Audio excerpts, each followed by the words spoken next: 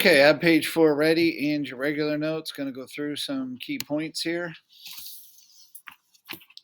Of course, the last thing we talked about was the Missouri Compromise, and let's talk about the Missouri Compromise. Give me one detail of the Missouri Compromise. One detail. Amy.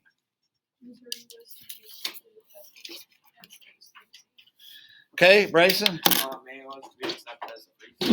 What does 3630 have to do with anything?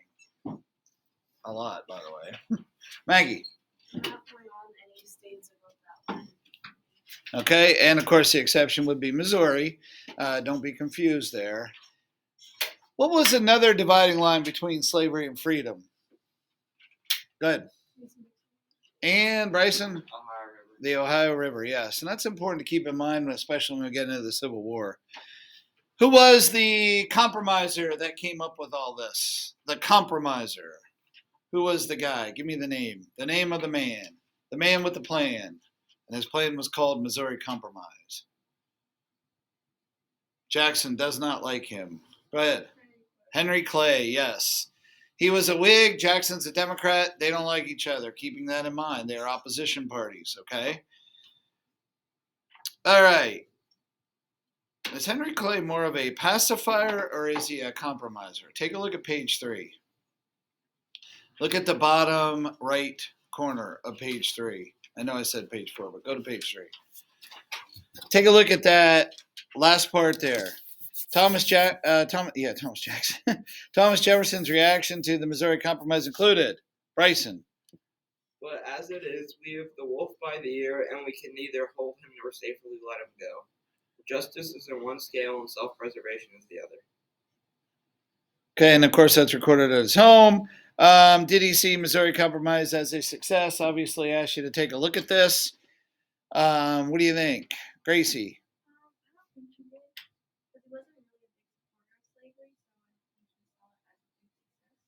Okay, Amy, what do you think? Well, with the wolf by the ears, it's like you're kind of trying to stop it, but you don't know how. And if you let it go, then it won't go away. Yeah, if you grab a wolf by the ears, what are you going to do afterwards? Make it angry. Yeah, you're kind of stuck. Once you grab the wolf by the ears, that's about it. You know, you got two choices. Keep holding or let it go. None of them are going to work out too great.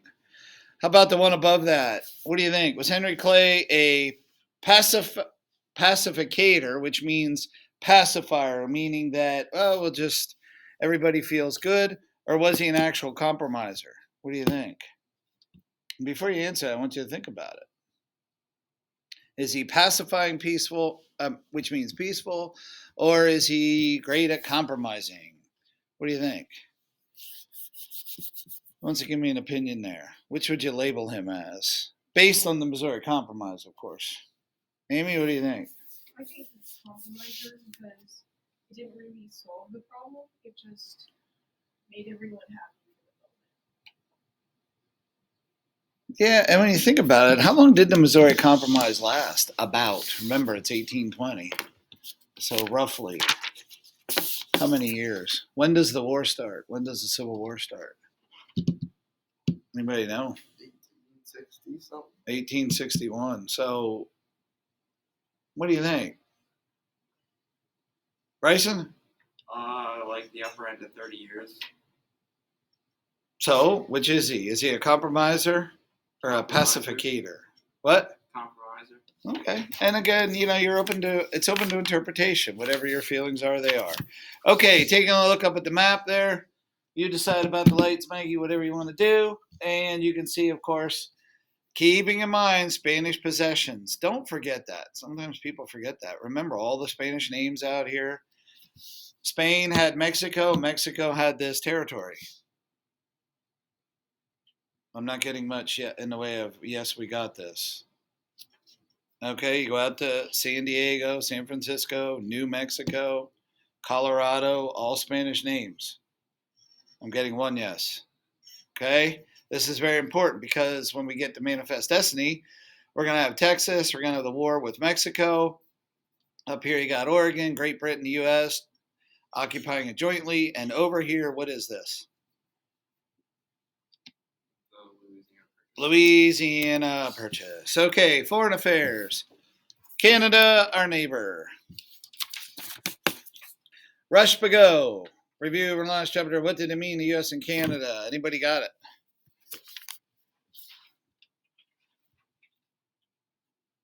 Good. It limited the Navy on the Great Lakes and placed limits on border fortifications.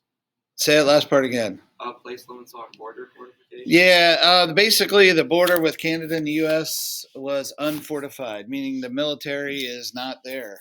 And you know, they say it's still that way today, and I believe that. Has anybody ever been to Canada? There's not a big military fortress there along the whole Canadian border. I've read that it's the largest unfortified border in the world. And that's true. Can't think of anyone that's longer. Okay, so the big one there, largest unfortified border, is the biggie, and yes, the naval restrictions. Okay, 1818, let's go to it. What do you got for number one? Georgia? I have shared fishing rights off the coast of Newfoundland. Yep, shared the fishing rights off of Newfoundland. That's nice. Everybody's happy. Now, I realize you're just going to write that down. You're going to think, what's the big deal? Well, we're talking billions of dollars. Fishing industry was huge. How about number two? Georgia, you're on fire. Go. Joint occupation of the Oregon Territory. Yep, for 10 years, and it's going to last even a little bit longer. We'll get to that later. And what's the other one? Northern limits of the Louisiana Territory. Yeah, do you have the parallel? Which would be the latitude line. Anybody have it? Go ahead. 49th parallel, which is the latitude line, 49th parallel. If you say it that way, it sounds really impressive. 49th parallel. Sounds like, yeah, make your geography teachers happy, right? 49th parallel. That's going to come up big time, although it's not going to be the 49th, it's the 38th parallel in the war with Korea, 1950. Then they called it the 38th parallel. Okay, Florida is chaotic conditions permitted. What? What do you got? Gracie.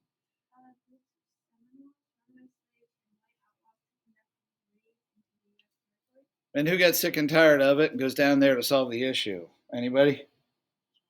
Jackson, yes. Okay. Can you fill in the blanks there, Amy? These disorders gave Monroe and General Jackson an opportunity to take military action in Spanish Florida. Which the U.S. wanted from the War of 1812. Don't forget, that's one of the big reasons why we wanted it from 1812. Jackson's military campaign.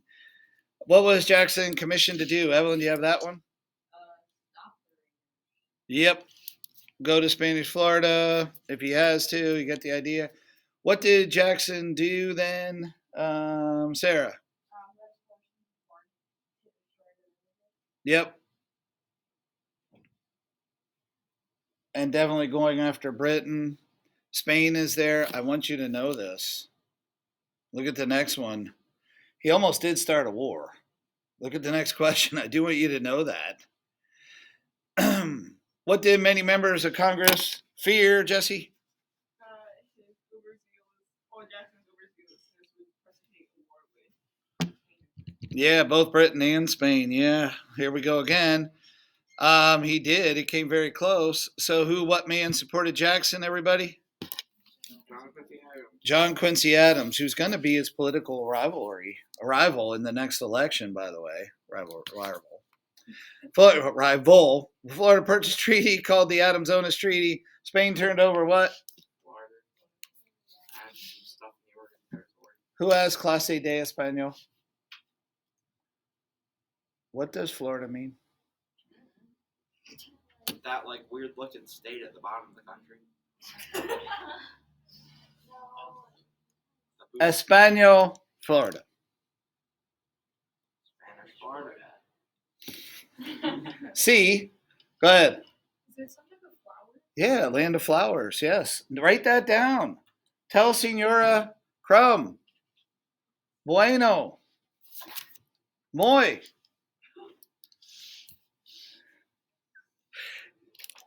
Dutch, we'd say gut. In exchange, the U.S. agreed to assume what? $5 million $5 million against and give up any U.S. territory claims to the Spanish province of. Texas. Very important you know that. Texas. Circle Texas. We gave up claims to Texas. Here's what I want you to know. Texas is going to fight a war against who? Don't say U.S. Not the U.S. You're close, but at that time, Mexico had already gotten its independence. Mexico. Mexico and Texas becomes what? Its own country.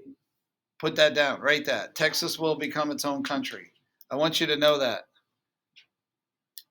It's one of only 2 U.S. states that were sovereign countries before becoming states. Anybody know the other one? Hawaii, yes. Okay, do know that. Texas will fight a war with Mexico, become independent, and will become a country. Okay, so let's go through some of this. Take a look up at the screen. It's basically what we just went over, but I want to be thorough. All right. Bryson, narrate, please. Monroe's Plan. Game Florida for the United States. Keep going. Spanish Florida. 2 problems. 1. Runaway slaves. Creek and later Seminole natives were attacking U.S. citizens. Jackson blames Spain. Now, is that really a problem? Well, I guess if you're one of the runaway slaves seeking freedom, it might not be a problem. So think of this in perspective, okay? Is that really a problem for escaped slaves? Well, certainly a harsh life, etc. But if you're running away for freedom, would you call that a problem? I want you to think about that. You know, Jackson thinks it is. Now, if you look at the bottom there, you see the Seminole Native American. I've seen this live. Florida State Seminoles, when they come out before their football games, they actually do their war ritual, and it is very cool. They actually light the spear and fire it right into the ground. It's pretty cool to see. And that is a sanctioned event by the Seminole Native Americans. Just throwing that out there. It's pretty cool to see. Go ahead. Did you say they fire the flaming spear into the ground or into the crowd? Ground. Okay, thank you. Just wanted to clarify. I was in the crowd. I wouldn't have thought that would be very cool. No.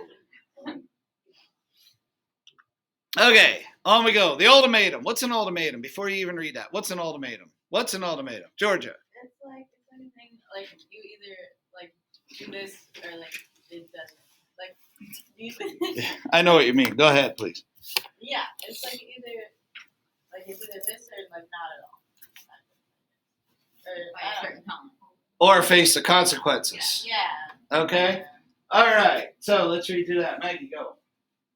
Monroe issued an ultimatum to Spain to either govern Florida effectively, meaning protect U.S. interests, or the United States will take action with Jackson. I mean business. Keep going, Maggie. Jackson was sent by Secretary of State War John C. Calhoun because of Seminole retaliatory strikes against the United States in late 1817. Against President Monroe's orders, General Jackson concluded that it was necessary for the United States to invade Spanish territory and forcibly take control of Pensacola, thereby dispersing, killing the Indians gathered there. Okay. Keep going. Andrew Jackson takes advantage and invades Florida. Here's my chance. Keep going. Actually, Jackson defied orders from Washington and seized several Spanish settlements, such as St. Mark's and Pensacola. Spain was outraged. Spain demanded U.S. pay for it, but John Quincy Adams, Secretary of State, defended Andrew Jackson's actions. I support Andrew Jackson. Some criticisms against Jackson. He was the aggressor and just out to gain land from the U.S. No right to attack another country, and he almost started a war with Spain. And definitely with England also, but mostly Spain. Okay. You're doing great. Go ahead. What did the Adams-Onis Treaty state? John Quincy Adams, said to be the greatest Secretary of State. I do want you to know that John Quincy Adams is said to be the greatest Secretary of State. Now, yes, he will go on to be president. Doesn't do a whole lot as president, but we'll get to that. Kind of like his dad. John Adams, we think of the Alien and Sedition Acts and the Navy, but that's about it. And John Quincy Adams was kind of in the same boat. Take a look at the bullet points there on the left, and let's understand this Adams-Onis Treaty. Adams, obviously Secretary of State. Onis was the name of the Spanish representative. Okay, that's why it's called Adams-Onis. It's also called the Florida Purchase Treaty, and that's because of the $5 million. All right, let's read through the bullet points there on the left. We'll give Maggie a break. Evelyn, if you would, please. We got all of Florida and the land from the Mississippi River. The U.S. gave up claims to Texas and paid $5 million in losses to Spanish citizens. Spain had other more important problems. Spain's Central and South American colonies started to rebel. By 1820, most had declared independence. Simon Bolivar, known as the Liberator, led many of these, and U.S. citizens began to send their support. Okay, so I want you to know the big reason why Spain was willing to give this up. Spain was having their own problems. Simon Bolivar, as you can see there, he was kind of like the Central American version of George Washington. He was leading independence, not just for one country, but many countries throughout Central America. So I do want you to be aware of that name, Simon Bolivar. So Spain had its problems. Giving up Florida was something they pretty much had to do, forced to do. But at the same point, it worked out because at least they got something out of it, including the $5 million. And once again, the U.S. did give up claims to Texas. So it's called the Florida Purchase Treaty by commonality. But as you can see there, gaining Florida was the biggie. Okay. So I do want you to know this. The Adams-Onis Treaty, called the Florida Purchase Treaty, paved the way for the U.S. policy of manifest destiny. Okay, it paved the way because what we're doing is, and I really want you to understand this concept. What we did was shore up everything east side of the Mississippi, and now we're going westward. Okay, I'll say it again. We controlled everything on the east side of the Mississippi, and now we're going to go westward. Okay, we had stood up to Britain in the War of 1812. We solved issues with Spain. Now we're going to push westward. So this treaty is very important for that reason. Policy of manifest destiny. And that's what you're looking at here. Okay? So again, standing up to Britain in the War of 1812, Florida Purchase, getting Spain out of the way, getting Britain out of the way, and now we have manifest destiny. And this is something very important to understand. Manifest destiny really establishes U.S. policy literally for the next 50 years. So before we go any further, take a look at this picture. And what's happening in this picture? Not the least of which is to understand you got slavery going on. You have people pushing westward. Or obviously we wouldn't have a Missouri Compromise issue. So what's happening here? Talk it over amongst yourselves.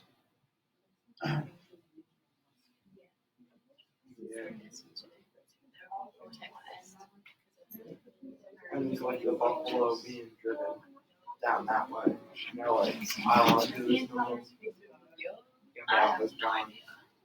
Something like that. Where's Buffalo? Yeah.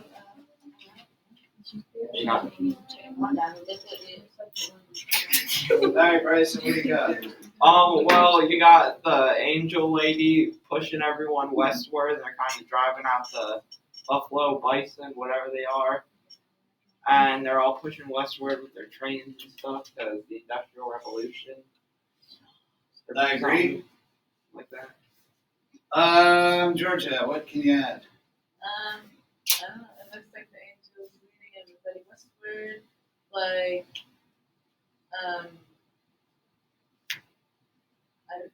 What do you see on the right side there? What do you see on the right side? Anybody? What's on the right? Trains at a river. Okay, the railroads and river, be more specific. Canal. The canal systems, yes. And we're moving westward bound. Obviously, and one thing I want you to keep in mind, again, you want to understand the other side of the argument. Although it looks glamorous and the angel, people are getting hurt by this. And I do want you to understand that. Okay? So let's read through this.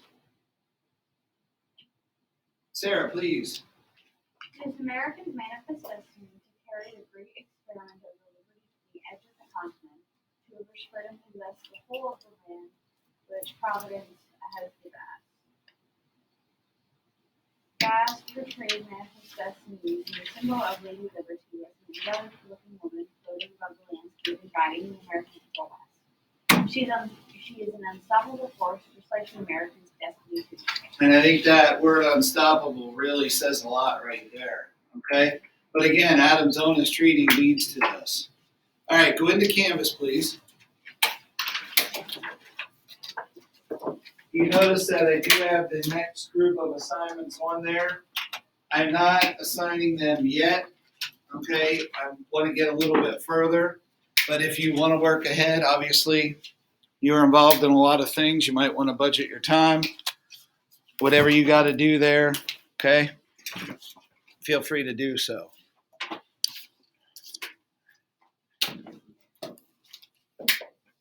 All right, have a good day.